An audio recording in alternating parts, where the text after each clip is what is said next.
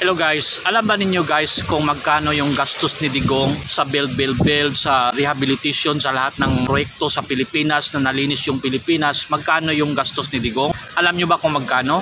Hindi umaabot ng $50 billion ang gastos niya, lahat-lahat. Kung marunong kayo mag-mathematics, ito dagdag lang sa kaalaman ninyo. Kung marunong kayo mag-mathematics, kwentahin ninyo ng maigi. Kwentahin ninyo ng maayos. Ngayon guys, tumatanggap si BBM ng over 100 billion dollars yun ha, sa US. At hindi lang yan, nakatanggap siya ng over 50 billion dollars sa mga investment at sa mga donation from a different countries. Kwentahin ninyo to enhance your knowledge, to upgrade your knowledge, kung magkano lahat yung gastos at kung bakit hanggang ngayon naghihirap pa rin yung mga Pilipino sa sobrang mahal ng mga bilihin.